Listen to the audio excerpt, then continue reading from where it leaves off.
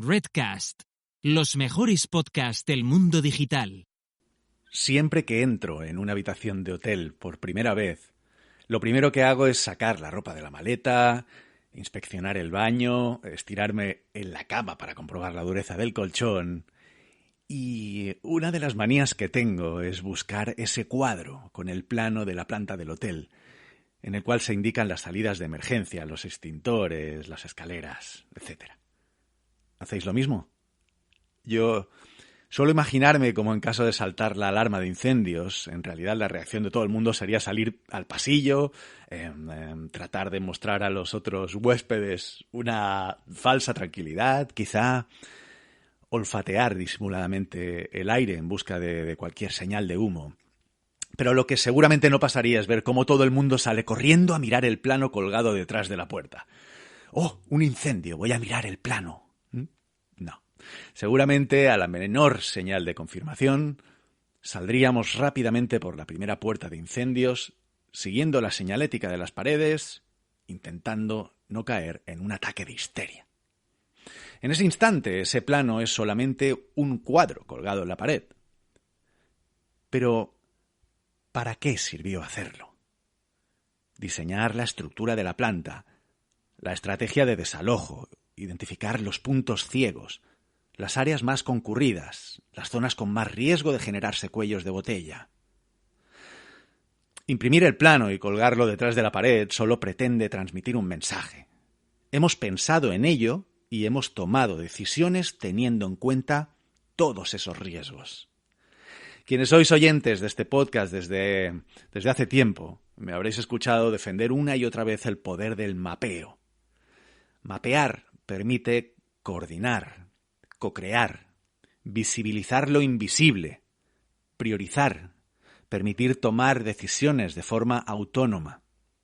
Hoy os traigo una de las herramientas de mapeo más poderosas que conozco, de la mano de Nuria Solsona, consultora y profesora en escuelas del prestigio de Aalto o ESADE.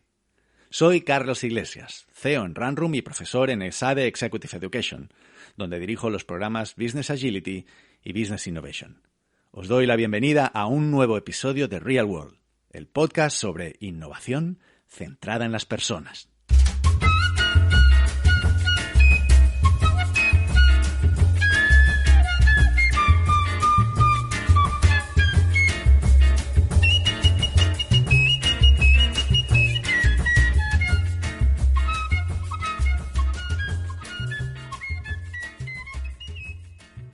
Y arrancamos esta entrevista que tenía muchas ganas de hacer con Nuria Solsona. Nuria es directora académica del programa de Executive Education de ESADE, Design Thinking for Business Innovation. Además es profesora adjunta en la prestigiosa universidad finlandesa Aalto University y es consultora independiente en diseño de servicios. Nuria, muy bienvenida a Real World, a este humilde podcast. Muchas gracias, Carlos. Un placer. Quiero contar un pequeño secreto a la audiencia, porque a pesar de que tanto Nuria como yo nos une, tenemos un nexo en común que es ESADE y concretamente pues Executive Education en ESADE, la verdad es que nuestro enlace no vino a través de ESADE, sino que vino porque, Nuria, te encontraste un domingo, ¿Sí? un podcast en Spotify. Y de repente eso hizo que me escribieses un mail, cosa que te agradezco un montón, me hizo muchísima ilusión. Y no sé, cuenta un poco la experiencia, ¿cómo fue? No, ¿qué capítulo era? ¿El 9 o el 7? Sobre Pues Customer Journey Thinking, sí, me parece que es el 9, puede ser el 9. Estaba buscando docentes para el programa del 2021, que estábamos buscando un docente que viniera un poco como tu rol de temas de producto digital, de agile, pero dentro del marco del design thinking. Y como contabas el customer journey como un thinking, me pareció una explicación excelentísima y me quedé toda la mañana de domingo escuchando todos los podcasts y te escribí de inmediato. Qué maravilla. Yo las cosas que me están pasando gracias al podcast y las conexiones que estoy estableciendo, las relaciones que estoy haciendo, incluso los proyectos y los proyectos de profesionales y personales, ¿no? que están apareciendo, la verdad es que compensan cualquier esfuerzo. Así que, de verdad, muchísimas gracias por agarrar el laptop ese día y ponerte a escribirme un correo que me hizo mucha ilusión y que espero que sea el inicio de un lazo y un nexo duradero. Sí. Así que, nada, de nuevo, bienvenida al podcast. Y oye, yo te he presentado así un poco a modo muy, muy sintetizado, pero sí que me gustaría que te expliques un poco a los oyentes y a las oyentes a qué te dedicas actualmente, pero sobre todo, cuál es tu background, ¿no? ¿De dónde vienes? ¿Cuál ha sido tu formación? ¿Cuál es tu experiencia? Pues como has contado, pues yo ahora me dedico a la docencia. Yo diría que un 80% es un rol de docente en ambos ámbitos, en la parte académica de estudiantes de grado y de máster. Esto es el rol que tengo yo en la Universidad de Aalto, en el Departamento de Diseño, enseñando la práctica de diseño de servicios. Luego, en Executive Education, en ESADE, llevo el programa de Design Thinking for Business Innovation, como has contado, que es el rol de docente para otro perfil, ¿no? Que son los perfiles estos de empresarias, empresarios que quieren adoptar la metodología de Design Thinking, y hacemos este programa para formarles en esto. Y luego soy consultora independiente, que es seguir un poco con mi rol de diseñadora, que es de donde vengo yo. Yo estudié diseño gráfico, eso es un background, soy un perfil muy clásico, digamos, de los diseñadores y diseñadoras de servicio, que venimos de la parte del diseño más tradicional, de una disciplina tradicional, en mi caso es el gráfico, que también tiene mucho que ver cuando hablemos de Service Blueprint. Se nota mucho que vengo de gráfico, digamos. Yo estudié en Barcelona y luego, bueno, a mí el rol de diseñadora gráfica no me faltaba una parte más estratégica, digamos, y hice un máster en Londres de gestión de la innovación, que fue para mí un puente un poco para salir del diseño gráfico. El diseño gráfico o el diseño, la disciplina más tradicional, está asociada a la habilidad como más ejecutiva, más de producción, ¿no? Y entonces no participas en la parte estratégica. Y para yo poder salir de la parte más ejecutiva y más final, de artes finales, tenía que tirar un poco más hacia atrás o a la parte de desarrollo de estrategia. Y para eso tenía que cambiar un poco mi formación, pero también que se me viera un perfil diferente, porque si no, no entras en estrategia. Siempre vas a ser la diseñadora que sabe poner las cosas bonitas. Y eso también es un consejo para todas las diseñadoras y diseñadores que nos escuchen. A veces tienes que cambiar un poco el perfil para que te vean estratégicamente, ¿no? Y de ahí que cambié la formación, hice un máster, y mientras hacía el máster, pues tuve la suerte y la oportunidad de trabajar con una agencia pionera en Londres, que es donde hice el máster, que se llama Live Work Studio, que fueron pioneros en el tema de Service Design. Y bueno, en ese momento ellos pues estaban trabajando con un cliente en España, necesitaban a alguien que hablara castellano, y pues suerte que mi mail llegó en el momento adecuado, y de ahí pues ya empecé a trabajar con ellos durante 5 años desde Londres, y luego me fui a Finlandia 2 años, y la docencia siempre ha estado ahí para mí, ¿no? Y luego pues dejé la consultoría, porque la consultoría, bueno, ya sabes tú, tiene un ritmo muy rápido. También Design Thinking trabajamos de una forma muy agile y no te permite a veces pensar. Y yo dije, bueno, pues ahora para mí es un momento de cambio de carrera. Pues hace 2 o 3 años me planteé dejar la consultoría para aprender lo que realmente, y reflexionar qué es la práctica del diseño de servicios. Y para mí no hay mejor lugar en el mundo que la universidad o el rol de docente para aprender y reflexionar con los alumnos, con la investigación, y en este momento me encuentro yo. Qué bien, estoy súper de acuerdo con esto que estás diciendo, además, ¿eh? Para mí es una fuente también de aprendizaje, es una forma de obligarme constantemente a aprender y a estar siempre aprendiendo. Me ha recordado una parte de lo que has explicado, ¿no? Que al episodio 40, que hablábamos con César Astudillo, que por cierto, es bastante crítico con el design thinking, Nicola, que me encanta su punto de vista siempre. Es un tío con mucho criterio y muy crítico también. Y él hablaba de ese fenómeno que tú has dicho, ¿no? El derecho a sentarse en la mesa de los mayores, decía él, ¿verdad? Precisamente de pasar de ser un perfil enfocado en la ejecución, en la producción, a ser un perfil estratégico, a poder tomar decisiones antes de que se tomen las decisiones, ¿no? Porque muchas veces tenemos la costumbre de romper el briefing, pero él decía, es más interesante todavía estar antes de que se haga el briefing, ¿no? Así que lo entiendo muy bien y empatizo bastante con tu experiencia.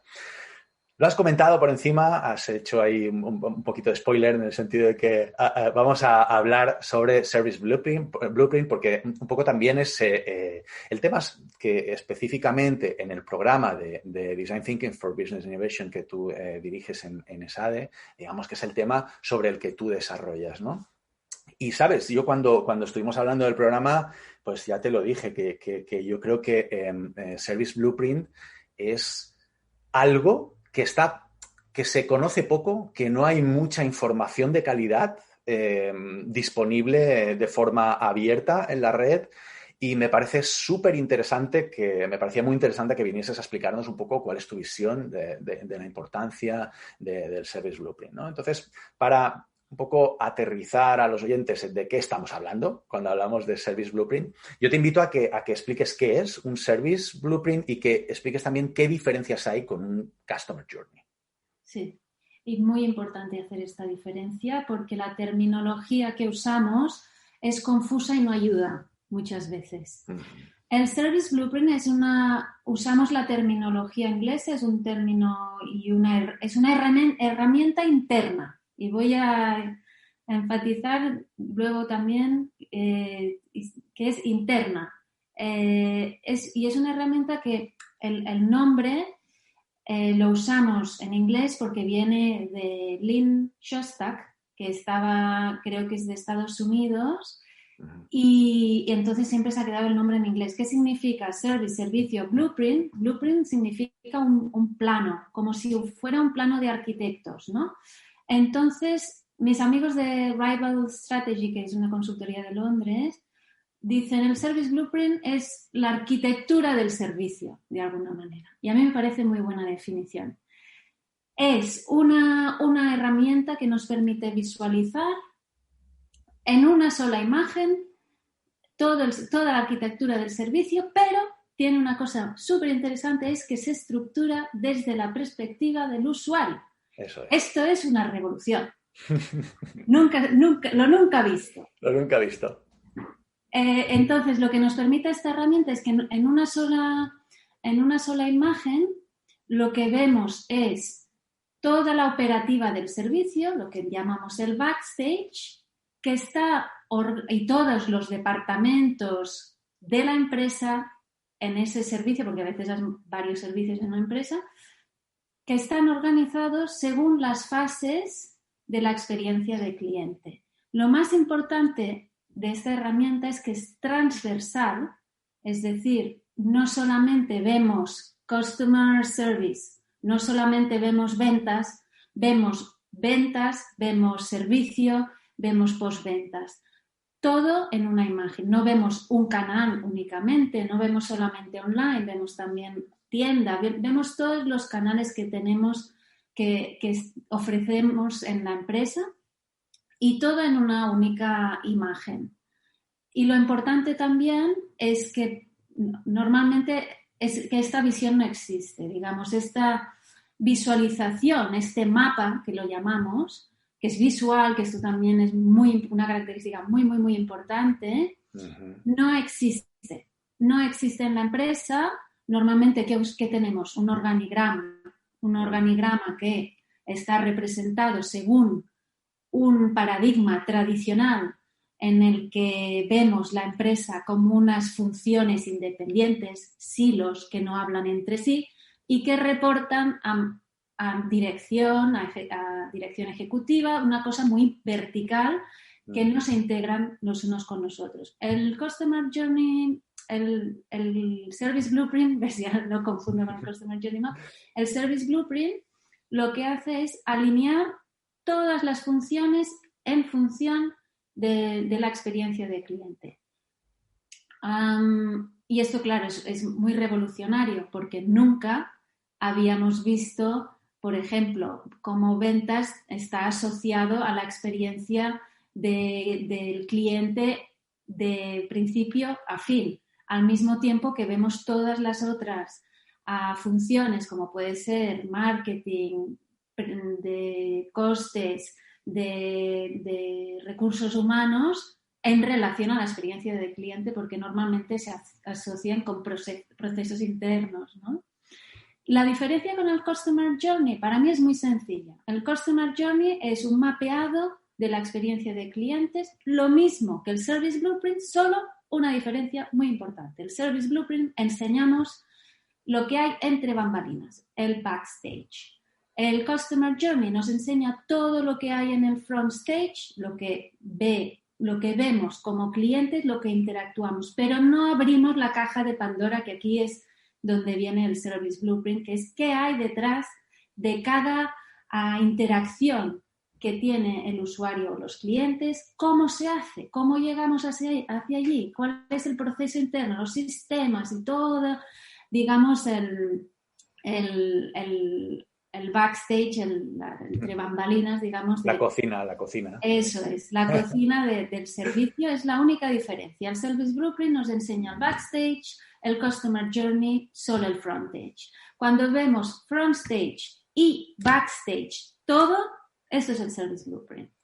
Yo creo que has explicado bastantes de las claves, ahora seguiremos profundizando, pero me gusta mucho cómo lo subrayas y además lo haces con mucha pasión, ¿no? Realmente es revolucionario porque en la industria, no es algo ya de hace muchos años que se mapean los procesos, ¿no? Y de alguna forma lo que en mi experiencia nos encontramos también en la industria somos muy, ¿cómo diría?, ¿no? Pues centrados en el proceso y enfocados al proceso, enfocados incluso a la estructura formal, como tú decías, ¿no? Y nos encontramos con los problemas de los silos funcionales, etcétera, ¿no?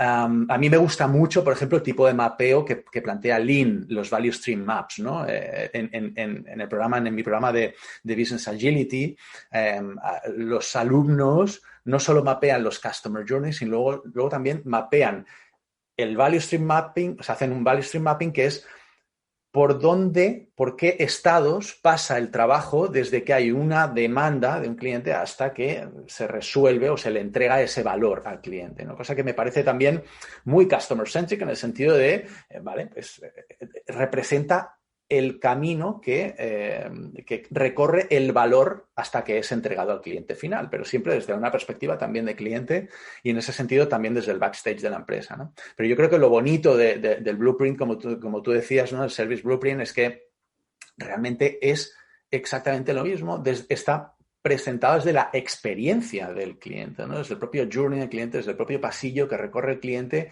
y cuáles son los procesos que se van disparando a medida que lo va recorriendo. Me encanta cómo lo describes y me ha gustado mucho también la idea de la arquitectura del servicio. Me gusta mucho el concepto porque creo que es exactamente así. Pero entonces, claro, entendiendo para qué me sirve un Customer Journey o un Service o un mapa de Value Stream, ¿cuándo debo utilizar un Service Blueprint? El Service Blueprint es para la toma de decisiones. Aquí destaco otra vez, es una herramienta interna que nos sirve para tomar decisiones estratégicas, que puede resultar en una creación de servicios nuevos, en una mejora de servicios existentes y normalmente para transformar a la organización en una nueva cultura centrada en los clientes. Es imposible hacer una cosa sin la otra. Si tú quieres ver, es que es un poco Matrix, te tienes que tomar la pastilla. Tienes que querer ver las cosas desde otro punto de vista. Si no, no uses el Service Blueprint. O sea, primero lo tienes que utilizar en el momento que lo más básico lo debes utilizar cuando quieras hacer tu Customer Journey. ¿Qué quiere decir? Quiero ver mi empresa o mi servicio como una experiencia de cliente. Esto ya es una transformación. voy a verme no solo como una empresa de productos, sino lo quiero ver como de servicio y no solo como de servicio, sino mi servicio es una experiencia. Para hacer este cambio, primero tienes que mapear cuál es la experiencia que ahora mismo estás tú proporcionando y luego la vamos a diseñar. Entonces, tiene primero la parte más básica, que es la usas cuando quieres empezar a crear esta idea de que tu servicio es una experiencia. Y esto es lo más básico. Luego, otros ejemplos de cuándo utilizar el Service Blueprint, por ejemplo, en el lanzamiento de un nuevo producto o servicio. Nos sirve para evaluar cambios en la experiencia del cliente y las implicaciones que pueda tener en la operativa. Esto nos permite decir, bueno, no sé si en el Minimum Viable Experience, que llamamos, que sería como el Minimum Viable Product, pero con la experiencia. Vale, tenemos que lanzar este producto, pero no sabemos si con esta tecnología o con esta tecnología, con estos features o con estos features. Ok, ¿cuál será el impacto que tiene en la experiencia actual? Entonces, nos permite evaluar estos cambios en todas las capas, es decir, ¿qué es lo que tiene que hacer ahora el departamento de ventas? Tiene que hacer trainings nuevos, tendríamos que tener un nuevo rol de sales representative, lo que sea. ¿Cómo nos impacta esto en los sistemas, en los procesos? Y ahí vas jugando, vas calibrando y vas tomando decisiones. Es decir, es una herramienta dinámica, no es estática. ¿Por qué? Porque vamos hablando, vamos actualizando, vamos tomando decisiones, vamos haciendo. Y luego otro caso en el que podemos utilizar el Service Blueprint sería pues lo que he mencionado antes, una mejora de servicios. Analizar qué es lo que... cómo tenemos un poco como si fuera ¿cómo se llama? Un health check-up. Vamos a hacer una revisión, ¿no? Como hacemos las revisiones anuales de salud, ¿no? Pues lo mismo, vamos a hacer una revisión de salud de cómo está nuestro servicio. Entonces, hacemos un mapeado de todo del servicio end to end, es decir, antes, durante y después, preventas, ventas, posventas, y vamos a analizar cuáles son los puntos que tenemos que mejorar y a partir de ahí vamos a definir cuál es la visión de lo que queremos mejorar. Esto es muy importante. El Service Blueprint nos sirve para hacer un análisis del as is, de lo que es, de cómo están las cosas y del to be, del cómo querríamos que fueran esas cosas. Es decir, nos sirve también para conjuntamente definir una visión de lo que queremos que sea el servicio del futuro. Perfecto. Yo me gusta mucho porque siempre que hablo del blueprint solemos enfocarnos mucho precisamente en esa capacidad, en ese beneficio más inmediato que tiene, que es la capacidad de hacer más eficiente, más en la eficiencia, en la performance del servicio, ¿verdad? Y en la mejora del servicio en sí mismo. Pero me ha gustado mucho que lo has utilizado, o sea, tú lo destacas como una posible herramienta de transformación en sí mismo. Me ha gustado mucho lo que explicabas de Matrix, ¿no? De la pastilla roja y azul.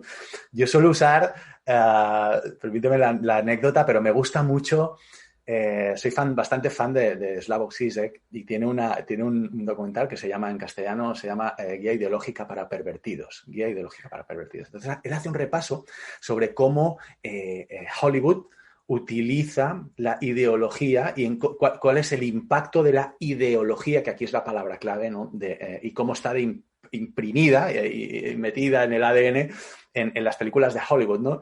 Y lo hace revisando una película de serie B o una peli muy, muy desconocida y muy indie que se llama Están vivos, donde un tipo encuentra unas gafas tiradas en una caja, se pone las gafas y de repente esas gafas le permiten ver la ideología que se esconde detrás de cada persona y de cada objeto, ¿no? Y entonces el tío va por la calle con las gafas puestas, va mirando los carteles que se encuentra y en el típico cartel de pues una chica tomando el sol en tal, pues de repente él deja de ver eso cuando se las pone y ve en grande reprodúcete, ¿no? O, ¿sabes? Y hace referencia un poco a cuál es el mensaje ideológico que esconde, ¿no? Y yo siempre suelo decir que esto esto de lo que estamos hablando ahora es como ponerse unas gafas. Una vez ya te has puesto esas gafas, las gafas de la customer centricity, ¿no? De entender cómo tendría que ser la organización. Una vez te las has puesto, eres incapaz de no verlo de otra forma. Eres incapaz, ¿no? O sea, te duele verlo de otra manera y necesitas entender lo que hay al otro lado. Así que me ha gustado mucho. Te agradezco también la idea de Matrix. La voy a utilizar también con tu permiso. Y bueno, genial. Me queda bastante claro para cuándo debemos utilizar un Service Blueprint. Y yo te preguntaría, ¿cuáles son los típicos errores que cometemos normalmente al mapear un blueprint? Sí, es muy buena pregunta porque hay mucha confusión y de cómo utilizarlo, pero también es una herramienta muy flexible. Entonces, yo diría que hay errores, pero bueno, que también está bien hacerlos, que vas aprendiendo, ¿no? Claro. No lo tomemos como una template, ¿eh? Tampoco es una template. Sí, total. Pero sí que hay cosas que tenemos que tener en cuenta. La primera de todas, y me voy a repetir, como profesora, ¿no? Que soy, que siempre repetimos las cosas un poco, ¿no? No, es un póster. Entonces, eso es un error muy común. Hacer un póster. No es un ejercicio de marketing ni de branding. ¿Por qué? Porque es una herramienta interna de decisiones, entonces no es un póster. Pero es muy importante que sea visual. Por eso a veces se confunde con un póster. Y aquí viene un poco mi background de diseñadora gráfica, ¿no? Pero las herramientas del Service Blueprint son visuales, son bonitas de ver. No es un organigrama que no entiende ni Dios y que es un PowerPoint. No, es bonito, puede ser grande, lo puedes imprimir, lo puedes hacer en post-it si quieres. Pero es visual porque nos permite hacer una lectura y un análisis rápido y conjunto con otra gente y tomar decisiones, y es una herramienta de colaboración, ¿no? Entonces, que sea visual no significa que sea un póster, significa que nos permite tomar decisiones colectivamente y nos permite hacer un análisis bien informado. Otro error es convertirlo en un repositorio de información. ¿Por qué? Eso me ha pasado mucho.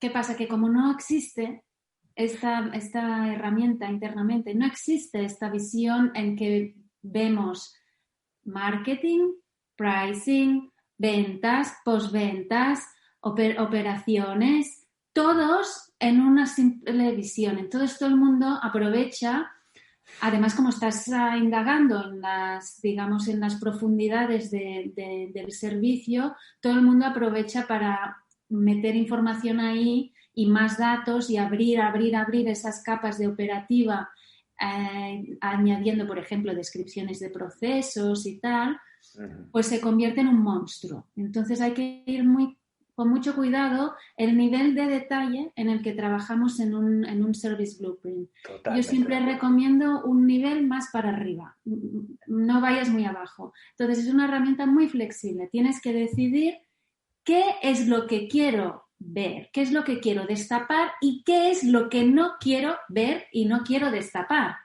Entonces, por eso digo que es flexible. El backstage, que es la parte más complicada de la Service Blueprint, puede tener, por ejemplo, como capas, puedes tener los procesos, puedes tener los sistemas, puedes tener políticas de empresa, por ejemplo, puedes tener partes legales, puedes tener también los roles del personal ahí. Entonces no significa que los tengas que abrir todos. Puedes quedarte en una parte descriptiva de rol, cuál es el rol de sistemas aquí, cuál es el rol de el personal aquí, cuál es el proceso o el rol del proceso aquí. Yo siempre recomiendo pensar más en roles que no en proceso específico de descripción, que es lo que tenemos todos tendencia a hacer. Tenemos lo que has comentado antes, ¿no? Hay más tendencia a describir procesos internos que no alinear el proceso en función al valor que aporta en la experiencia del cliente. Entonces, cuidado con qué nivel de detalles trabajamos. Y luego también hay que simplificar mucho, o sea, también un poco en línea de lo que estaba comentando, evitar complicar la lectura. En el momento en que tú ves que el blueprint no se puede leer, no te permite hacer un análisis más o menos rápido que genere discusión, entonces es que la hemos cagado. Tienes que pensar en el blueprint, es el nuevo PowerPoint, lo puedes poner en un formato de post-its y trabajarlo con gente en el mismo momento, lo puedes proyectar, yo he trabajado así muchas veces, lo proyecto con todos los departamentos en una mesa y ¿cuál es el impacto que tendríamos de esta experiencia en tu departamento? Pum, y vamos escribiendo.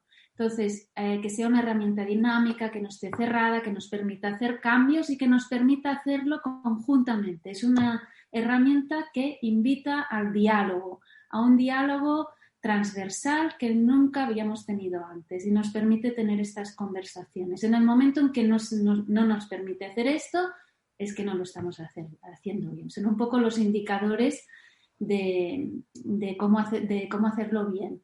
Y a veces, a mí me ha pasado, es un monstruo, se ha convertido en un monstruo y no te das cuenta hasta que es demasiado tarde.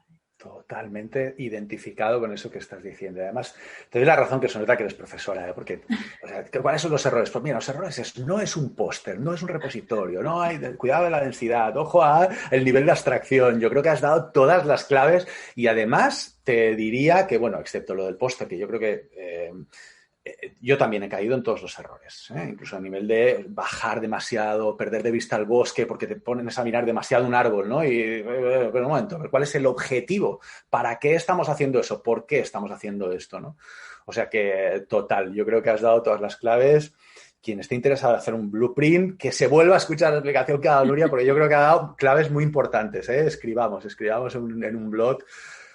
Oye, y también has comentado, ¿no?, que de alguna manera, y esto es algo que yo también en ese capítulo que decíamos antes, en ese episodio de Customer Journey, también comentaba un poco el tema de la co-creación, ¿no? De que esto tiene que ser algo totalmente co-creado, si no tiene ningún sentido. Y en muchas ocasiones, cuando vamos a trabajar con un cliente en un Service Blueprint, pues ahí aparece la pregunta, ¿no? ¿Quién tiene que estar implicado? ¿Quién tiene que subir al autobús en el proceso de mapear un Service Blueprint? ¿Tú qué dirías? Hay todos los departamentos implicados. Si no puedes hacerlo o si no crees que puedas involucrar a todos los departamentos, no te molestes. Es que de verdad es muy importante necesitas el apoyo a veces de arriba para poder hacerlo. Yo nunca he hecho un Service Blueprint sin tener ese apoyo. Te va a resultar, lo puedes hacer obviamente, pero te va a faltar información. ¿Por qué? Porque si estamos diciendo que el blueprint es una arquitectura del servicio, pero resulta que los de marketing no van a estar, ¿por qué? Porque los de marketing no creen que, no confían en esta visión, no quieren tomarse la pastilla. Entonces, no les vas a convencer de que vayan. Entonces, no podemos escribir por ellos, no podemos sustituirles y no podemos no tenerlos. Así que tiene que estar todos y especialmente los más hostiles. Entonces, para que esté todo el mundo en la mesa y todo el mundo esté representado, necesitas un mandato claro y necesitas tener ese apoyo interno desde arriba muchas veces, que sea porque ya sea que es un objetivo estratégico de la empresa o bien porque es lo que en ese momento se está trabajando. Sin eso es que no tiene sentido el Service Blueprint. Te van a faltar información y tú no la puedes hacer sin esas personas, ¿no? Entonces, la efectividad del Service Blueprint es que la gente use la herramienta con tal de poder ver, que es una herramienta que es transformativa, como has dicho antes, ¿no? Mediante esta herramienta, cuando tú vas alineándote paso a paso lo que yo voy haciendo como marketing en relación al cliente, te vas replanteando quién eres. Tienes que cuidar también porque es una herramienta que psicológicamente, digamos, puede abrir una crisis de identidad o debería abrir una crisis de identidad porque culturalmente, si tú te has visto normalmente desde dentro y nunca te has visto como una empresa en relación o un servicio en relación a la experiencia de cliente, te vas a dar cuenta que eres otro departamento, que ya la definición, el rol y el propósito que tienes va a ser otro. Y esto es una crisis de identidad que hay que pasar. Me gusta porque además cuando hablas de herramienta transformativa, yo siempre digo que una transformación es imposible sin top-down, ¿no? Porque en muchas ocasiones también me encuentro como conatos de transformación o anhelos de transformación que vienen de las bases o que vienen de la parte más operacional, de la parte más operativa, con ganas de queremos trabajar ágil, ¿no? Queremos ser customer céntrico y vienen de un departamento o vienen de una área de trabajo, de un equipo, de un conjunto de equipos. Y yo también estoy súper de acuerdo y me alegra que seas tan rotunda a la hora de decir, oye, esto lo hacemos así o no merece la pena, como siempre digo lo mismo, es una mala noticia, I'm sorry, pero o la transformación viene bottom-up y top-down o no va a haber transformación, no se va a dar esa transformación. Es muy complicada, es muy difícil. Al menos yo no conozco ningún caso que haya sucedido así.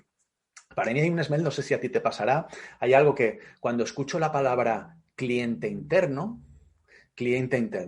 a mí se me eriza el pelo de la espalda. O sea, yo cuando escucho la palabra cliente interno, para mí eso es como un eufemismo Sí. Que me está gritando, no tenemos información de lo que pasa más allá de esta pared o de esta pared de cristal. Eso es un silo al cual no tenemos acceso, no va a participar de esto. Y bueno, yo cuando escucho cliente interno, mala señal. También es un buen punto porque el Service Blueprint normalmente lo hablamos de experiencia de cliente y a lo mejor aquí hay oyentes que están pensando, pues no me aplica a mí porque mi negocio es B2B, Sí. También te aplica. Claro que porque aplica. es igual si tienes un cliente interno. Es un cliente, ¿no? Pues ya está. O sea, el cliente puede ser interno o el cliente puede ser externo, un consumidor final. Pero es igual si es una empresa el cliente o es una entidad que representada por una empresa más un individuo, es también un cliente. Entonces, totalmente de acuerdo, no es una excusa que tengamos clientes internos, son personas al final a quien damos servicio, es suficiente como para... Todos los servicios son para un beneficio al final de una empresa o de una persona. Entonces, se mapea igual, no importa. Yo de hecho he hecho Service Blueprint tanto igual, he hecho un montón y los he hecho igual para B2B que B2C, no es una excusa. Yo de hecho es que pocos clientes tenemos que sean o B2C puro o B2B puro, ¿sabes? Normalmente siempre hay modelos B2B, B2C, B2B, al final... Y creo, y aprovecho para hacer una reflexión, me gusta que hayas sacado este tema, porque creo que también el concepto Customer Experience es algo que en el mundo B2B se entiende que esto tiene más que ver con el gran consumo, ¿no? Que tiene que ver con el B2C, que esto no es una cosa nuestra. Yo pienso que incluso te diría todo lo contrario. ¿Todo lo contrario en qué sentido? Para mí, ¿en qué consiste el B2B? Al final el B2B de lo que se trata es... Que la persona que va a comprar, el dinero no es suyo y por lo tanto tiene una serie de riesgos y tiene que asumir una serie de decisiones con mucha presión, con mucho, ¿no? con mucha desconfianza, tomas de decisión de compra muy largas, con muchos impactos, con muchos touch points, con muchas personas en esa misma toma de decisión. Son tomas de decisiones complejas, arbitradas o colegiadas desde muchos puntos de vista. O sea, como no tengas claro cuál es el journey, cuál es la experiencia por la cual atraviesan todas esas personas, cómo estás impactando a cada una de ellas, como no tengas claro las bases de la experiencia de esos clientes, por muy B2B que sean, ¿no? Y desde luego me parece que con el Blueprint pasa exactamente lo mismo o más. O sea, si tú eres capaz de además alinear los procesos de tu compañía a esa experiencia y tal, hostia, me parece fundamental. Así que gracias por sacar ese tema, también me parece súper interesante y súper acertado.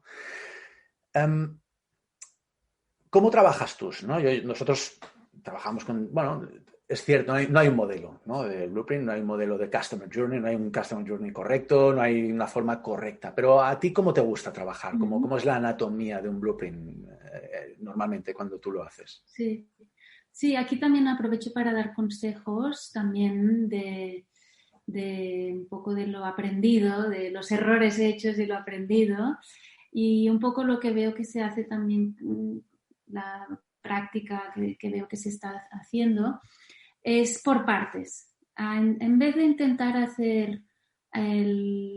coger el Customer Journey que sea end-to-end, en vez de tener todas las fases del ciclo de vida de la relación del cliente, es decir, antes de comprar, compra, uso, postventa, eso es mucho.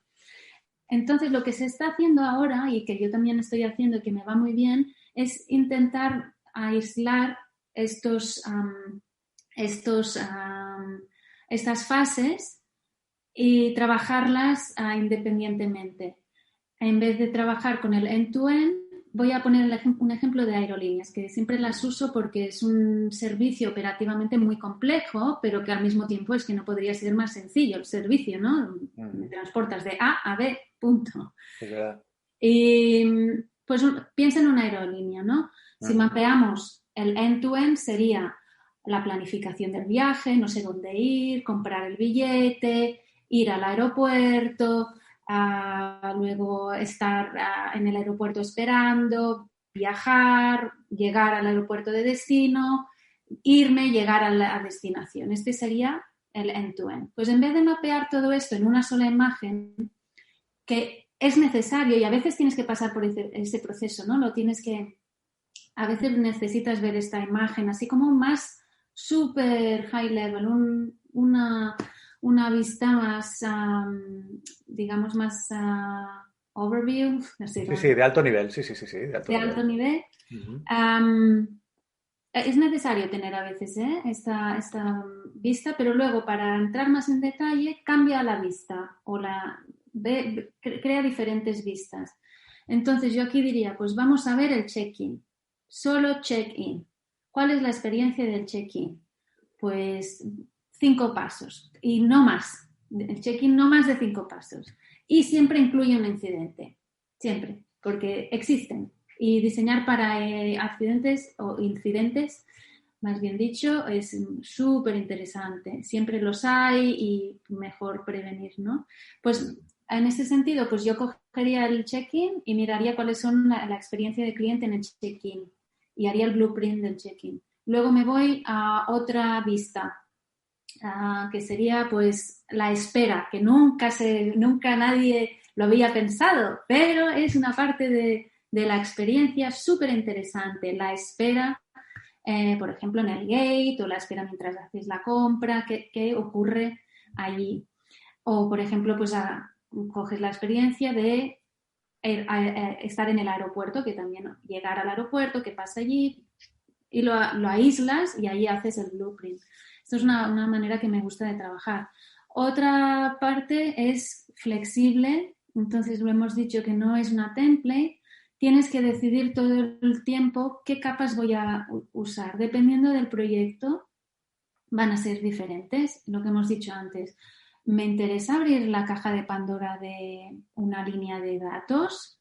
Sí, porque es justamente uno de los procesos que hay que cambiar. Pues vamos a abrir eso, exactamente qué datos, cuáles son los procesos de datos alineados con el check-in paso a paso. Vale, lo quiero abrir. O no lo quiero abrir. Quiero solo destacar los roles de cada operación, de cada persona implicada, proceso, sistema. Vale, pues me quedo en roles. Y ahí es donde viene la parte gráfica que a mí siempre me gusta trabajar. Cómo lo visualizamos para poder comunicar y asistir a todas las decision makers que van a haber implicadas en este proceso. ¿Cómo puedo ayudar a los de pricing, a los de ventas, a entender el problema, a hacer un diagnóstico? O sea, al final los que estamos haciendo el blueprint facilitamos información y para poder comunicar esta información de una manera que ayude a tomar decisiones es importante simplificar ese mensaje y el lenguaje visual nos ayuda mucho y estas decisiones son constantes. Voy a abrir esta capa, la cierro. Y otra última cosa que me gusta trabajar, que igual sorprende a algunos, yo trabajo en Excel. Y recomiendo trabajar en Excel. Y hay maneras, no lo dirías, de las blueprints que diseñamos, nunca lo dirías que son Excel porque realmente se pueden poner bonitos.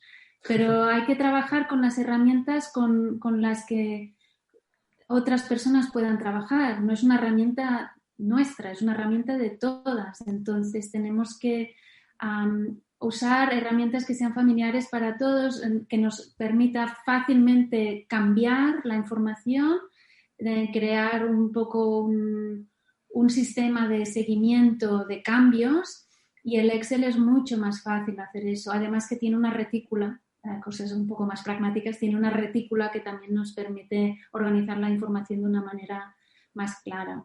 Y además que tienes muchos truquitos, que puedes agrupar capas, ahora la escondo, ahora la abro, que te permite también ajustarlo según qué tipo de conversación tengas, ¿no? O sea, qué interesante, Nuria. Además, a mí me ha sorprendido, desde luego. Nosotros, me quedo este apunte y vamos a hacer una reflexión en este sentido porque tiene mucho sentido lo que dices. Nosotros hemos utilizado muchas herramientas muy distintas, herramientas específicas o herramientas como Miro, que funcionan súper bien pero es cierto que no todo el mundo tiene la destreza o el confort tecnológico para poder acceder, ¿no? Y si precisamente uno de los objetivos es que sea una herramienta para todo el mundo y que sea una herramienta que esto es lo difícil, ¿no? Tú decías al inicio, no es una herramienta de branding, sin embargo es una herramienta que tiene que servir también para comunicar, es una herramienta de comunicación interna, ¿no? Y que tiene que guiar esa transformación. Pues me parece muy buena idea hacerlo en Excel, así que te agradezco el tip y le vamos a dar una vuelta a eso, ¿eh? Le vamos a dar una vuelta a ver cómo seguimos haciéndolo nosotros. Yo al final vuelvo otra vez a lo que comentabas antes, ¿verdad? ¿Qué forma, bueno, cuando tú decías no hacer foco hacer un zoom en una fase concreta, en una parte concreta de la experiencia, al final, de nuevo, ¿no? Lo decías tú, el para qué estamos haciendo este blueprint, ¿no? Y al final tenemos que tener muy claro, y queremos transformar esto de aquí, ahora, en este momento, ¿no? Y eso es lo que precisamente, y también es algo que yo pienso que tiene el Customer Journey, ¿verdad? Que te da un poco el foco, es un poco el faro de decir, no, es que esto es lo más prioritario en este momento, es que nos hemos dado cuenta de que esto es lo más prioritario. Y coincido contigo en esa vista overview que decías, ¿no? Es necesario tener una visión global, quizá a un nivel de abstracción mucho mayor, no hace falta bajar a nivel, pero igual puedes hacer foco, ¿no? ¿Para qué quieres hacer un Customer Journey? Un Customer Journey puede ser para hacer más eficiente una operación o simplemente un punto de contacto, un touchpoint, pero también puede ser un Customer Journey de innovación, que suponga que traiga una innovación de qué podemos hacer en la fase de espera, ¿no? ¿Qué podemos hacer ahí, ¿no? Y how might we, ¿no? Y cómo podemos hacer que la fase de espera sea mejor y sea satisfactoria, ¿no? Así sí, que aquí también podemos dar un consejo dando un poco de esperanza a todas aquellas que digan, ostras, es que hemos dicho antes, si no puedes involucrar a todos los departamentos, no te molestes. Bueno, vamos a dar una nota de esperanza. puedes hacer eso, puedes decir, vale, no puedo implicar a todos, pero puedo implicar a lo mejor a los de check-in. Bueno, pues vamos por partes. No hace falta que hagamos todo el service blueprint de todo el servicio. Vamos por partes. ¿Qué es lo que tenemos ahora? ¿A quién podemos involucrar? A todos estos. Pues vamos a centrarnos en mapear una fase concreta donde tengamos a esa participación interna y esa voluntad de colaborar.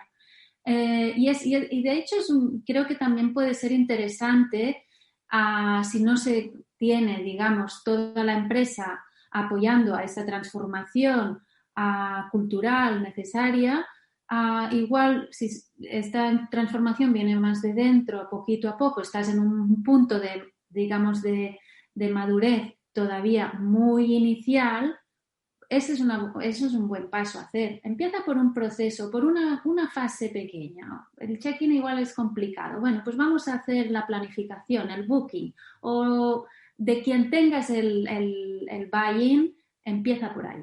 Y luego ya iremos, y ahí vas ganando también un poco vas ampliando tu base de ambassadors, vas un poco educando al mismo tiempo, vas identificando proyectos, empiezas un proyecto de cambio aquí pequeñito en el tema de booking y poquito a poquito pues vas entrando haciendo esta revolución un poco under the radar, digamos. Es otra manera de hacerlo. Claro, vas a poder mejorar cosas concretas si lo haces desde un punto de vista customer centric, ¿no? Y no mirándote a tu ombligo, sino desde la experiencia del cliente. Vas a poder implicar a otras personas o tener conversaciones, vas a poder radiar la información, los descubrimientos que hagas. No puedes pretender hacer una transformación cultural de toda la compañía. Eso no va a suceder si no tienes esa alineación vertical, ¿no? Top-down, bottom-up, porque no le puedes pedir magia a una herramienta, ¿no? de eficiencia. Eso es un poco también lo que pasa y la frustración que ha encontrado Agile en su paso por la industria, ¿no? Agile nace de la tecnología, de los equipos de tecnología, nace de la creación del software. Y de ahí ha intentado escalar hacia arriba, de ahí ha intentado gritar hacia arriba. Deberíamos estar haciendo así las cosas, pero hasta que no ha habido esa visión top-down, pues es muy complicado que suceda esa transformación. Pero es cierto que viendo, ¿no? Teniendo una mirada un poco en perspectiva y viendo lo que ha pasado, las distintas olas de la agilidad, pues hoy Agile está en las conversaciones de management también, ¿no? Está ahí en esos despachos, ¿no? Está ahí. Y al menos hay una necesidad de buscar esa agilidad de negocio, cosa que yo creo que eso también ha venido provocado pues, por todo ese trabajo previo que se ha hecho, ¿no? Es mucho más lento, es mucho más difícil, pero estoy de acuerdo contigo que puede ser útil también, así que venga, va. Ese granito de esperanza para las personas que quieren cambiar. Tú que has facilitado procesos, ¿no? Mapeos y has estado en ese rol, ¿qué importancia crees que tiene el rol del facilitador? Es crítico, y es crítico que sea una persona interna. Al final yo he trabajado y de todo lo que estoy hablando, como mi experiencia es como consultora externa. Digamos que mi rol ha sido proporcionar la herramienta, los conocimientos sobre esta herramienta y la metodología. Al final yo trabajo y uso el término femenino con las changemaker porque la verdad es que mi experiencia me dice que todas mis clientas son mujeres, lo cual nos dice algo también del nuevo liderazgo, ¿no? que sugiere esta forma de trabajar. Entonces es importante que yo siempre he trabajado con estas changemakers. Ellas son las facilitadoras de alguna manera, ¿no? Son las personas que están haciendo el cambio y son las personas. Hay que tener un rol de líder, de una persona que lidere el Service Blueprint.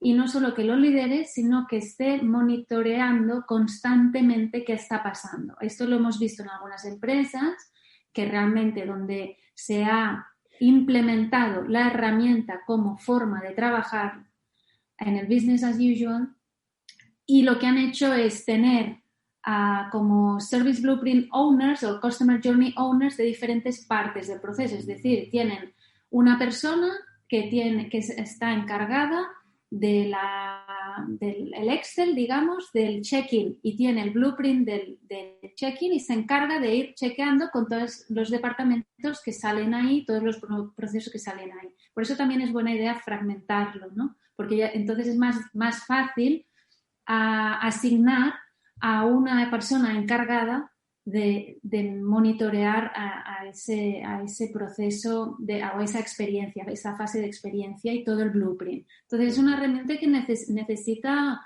una persona responsable, una persona que vaya monitoreando y que vaya haciendo un poco el check-in de cómo se están haciendo las cosas. Esa persona tiene un rol de orquestar, que es muy importante, porque al final para una experiencia sea exitosa tiene que ser coherente, tiene que ser coordinada, y por eso necesitamos a estas personas que estén gestionando la experiencia con la herramienta del Service Blueprint, y eso es súper importante. Y en este sentido, estas personas, ¿qué características vemos que tienen? A estas facilitadores, no digo que sea un rol de mujeres para nada, es un rol que todos podemos hacer, es un rol que requiere negociación, ¿no? Porque, ¿qué hemos dicho? Un lobby constante. No vamos a tener a todo el mundo de primeras alineado con esta visión que queremos construir. Tiene que ser pasito a paso y lo tenemos que construir juntos, desde dentro. Entonces, el Service Blueprint sugiere una forma de trabajar muy distinta, y esta es la segunda revolución. La primera es que vemos en nuestro servicio desde los ojos de nuestros clientes, y la segunda, que trabajamos de manera colaborativa y participativa. Esto sugiere una forma de trabajar en la que tenemos que negociar, en la que tenemos que dialogar, en la que tenemos que tener más gente en nuestra mesa. Y a veces yo he escuchado a algunos clientes que me dicen, no, con las petardas de marketing no hablamos. Pues vale, pues ya está, ahí lo tenemos. A veces hay cosas que son muy simples, ¿no? Del día a día, que te revelan bastante dónde están los problemas que experimentamos como clientes. Luego, como consultor, lo ves desde dentro y dices, vale, es que no se hablan. es por eso que me frustro tanto cuando tengo que llamar atención al cliente, porque los de dentro no se hablan. Bueno, en fin, que volviendo un poco al rol de facilitador, o digamos del owner del Service Blueprint, es importante que esta persona pues facilite esta colaboración, participación, y esto sugiere unos nuevos valores también a la empresa. Son valores de igualdad, son valores de colaboración. Entonces, esta persona tiene que tener estos valores y una capacidad de negociar y una capacidad de ajustarse a la situación. Que, por ejemplo, hablábamos de formatos, ¿no? Yo he dicho, el Excel es el que a mí me va bien, pero no es el único. Normalmente trabajamos con múltiples y simultáneamente a diferentes formatos. Tú has dicho Miro, pues es que igual estás con el Miro, con el Excel, igual estás en una sala de reunión con post-its, lo que te vaya bien, adáptate a la situación. Y es un proceso colaborativo, con lo cual adapta, es como el prototipaje, adapta el medio a la necesidad de input. Si tú enseñas un póster acabado, no da la impresión de que estés construyendo algo, da la impresión de que ya lo has acabado. Entonces es importante usar herramientas y formatos en el Service Blueprint que permitan y connoten un poco esa voluntad de construir juntos y de participación. Qué interesante y qué revelador, ¿eh? Me parece súper revelador todo lo que estás diciendo. Me encanta que yo te pregunte por el rol del facilitador y me hables de diversidad, de inclusión, me parece... Joder, es que me resuena un montón con mi propia experiencia, ¿no? O sea, las cosas que estás comentando me resuenan muchísimo. Oye, y se va un poco de la pregunta, igual alargo un poco la pregunta, pero normalmente, ¿dónde consideras tú, dentro de ya, más allá del rol, ¿no? Y estoy de acuerdo, ¿en qué cargo, ¿no? Llevado al mundo a ese mundo de organigrama de la compañía, ¿en qué cargo, en qué áreas departamentales, tú dónde crees que debería estar eso? Es una pregunta trampa, pero bueno. Sí, tiene que estar en estrategia. Es decir, no está en diseño. No.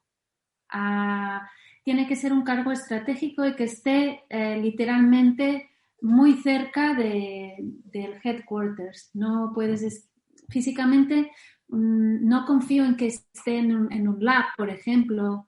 A veces las empresas necesitamos tener un lab aparte para poder hacer nuestros experimentos, pero esta herramienta necesita estar en el headquarters, necesita estar donde están los decision makers, no puede estar en otro lado. ¿Y en qué departamento dentro de la estrategia? Puede variar. Puede estar, y cada empresa como tiene diferentes estructuras, pues se tiene que adaptar un poco. A veces lo hemos visto en Customer Experience, a veces tienen departamentos de Service Design, aunque normalmente tiene que ser, a veces se crean un nuevo departamento que es Customer Experience Journey o lo que sea. Y a veces dentro y lo que a lo mejor a mí me gusta más es que sean roles dentro de diferentes departamentos, ¿no? Intentar tener a lo mejor un modelo más distribuido. A lo mejor tener pues el customer, no sé, el customer journey owner del check-in pues está en marketing y el customer journey de booking está en ventas, pero que siempre involucrando a los demás, ¿no? O sea, no significa que para que contener el responsable en un departamento nos olvidemos de los demás, ¿no? Tenemos que seguir los principios que hemos dicho desde el inicio, ¿no? Tiene que ser transversal, colaborativo. Entonces, yo confío más en un modelo distribuido, pero esto todavía es muy reciente. Tenemos que ver todavía cómo se adapta, digamos, el diseño de la organización un poco a la visión del Customer Centricity. Estos son temas que todavía se están investigando y que estamos como viendo diferentes modelos, ¿no? En empresas digitales versus empresas más tradicionales, ¿no? Hay diferentes modelos. ¿Qué sabes ahora que te hubiese gustado saber cuando empezaste, Nuria? Creo que está bien no saberlo, mira. Creo que nada, tienes que pasar, es de lo que aprendes, es de lo que aprendes haciéndolo. No hay esto no es rocket science, esto no tiene una fórmula, esto es ir haciendo. Como podéis ver, a mí me apasiona este tema y podría continuar hablando contigo, Carlos, de esto durante horas. Me gusta mucho, yo lo paso muy bien. Es una dedicación de tiempo brutal, eso sí que lo tienes que saber. Pasito a paso, paciencia, no vas a construir el service blueprint de un día para el otro. Tómate tu tiempo, pero hazlo bien y con cariño y escuchando a todo el mundo. Yo sí es mi recomendación, ¿no? De tómate tu tiempo y sin prisas, que es muy difícil, no siempre se puede. ¿Y a qué retos te enfrentas en los próximos años? Pues a retos de investigación. Me gustaría mucho tener tiempo para empezar a investigar algunos temas que tengo allí que de momento no logro arrancar, temas de investigación de innovación de servicios, es uno de mis temas favoritos. De cómo entender los cambios en la vida de las personas, los momentos de cambio, de transición vitales, por ejemplo, cuando se acaba una relación o cuando cambios de trabajo. Son momentos vitales son cambios vitales que existen, ¿no? en el ciclo de vida de una persona. Y cómo esto puede influir o lo podríamos usar para diseñar servicios que sean más proactivos a estos cambios vitales. Esto es un tema que me interesa mucho, que me estoy metiendo poco a poco, pero tengo poco tiempo y espero que en el futuro poder investigar más en profundidad. Y luego temas de liderazgo, de design thinking y de service design. ¿Cuáles son el nuevo modelo, digamos, de liderazgo que propone el Customer Centricity? Como os hemos dicho, es igualitario, es colaborativo, participativo. Y a mí me da la oportunidad abre unos valores que abre la puerta a un liderazgo femenino que a lo mejor ha quedado en el modelo más tradicional, ha quedado un poco aparcado. Y me gusta pensar que este liderazgo femenino es igualitario, no significa que no sea para hombres, cuidado, es para mujeres y es para hombres. Lo que creo que propone unos valores muy interesantes y es un poco lo que comentaba antes.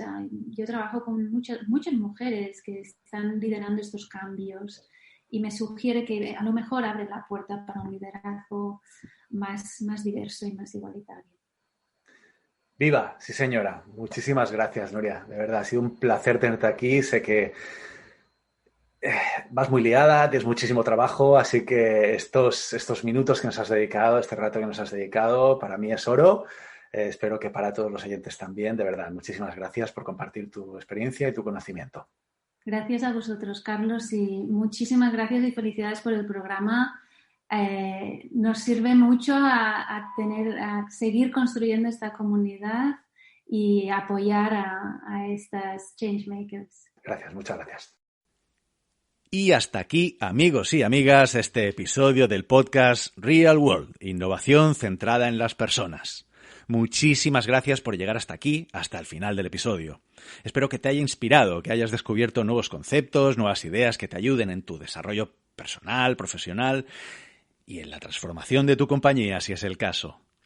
Explicaros que la última llamada que hice pidiendo feedback funcionó bastante bien. Estoy muy contento porque varias personas tuvieron la generosidad de compartir su opinión sobre el episodio y sobre el podcast en sí mismo conmigo. Así que, como siempre, insisto en pedirte que si tienes un ratito me tires unas líneas en Twitter, LinkedIn, como prefieras. Agradecerte de antemano el esfuerzo y el regalo que supone para mí. Gracias también por compartir este episodio. Envíaselo a alguien en quien hayas pensado cuando lo escuchabas. Gracias por todos esos likes en iVoox, Spotify. Gracias por esas reseñas en Apple Podcast que tanto me ayudan a ganar visibilidad y por todas esas muestras de cariño que no he dejado de recibir en estos 3 años. Un fuerte abrazo y os espero en el mundo real.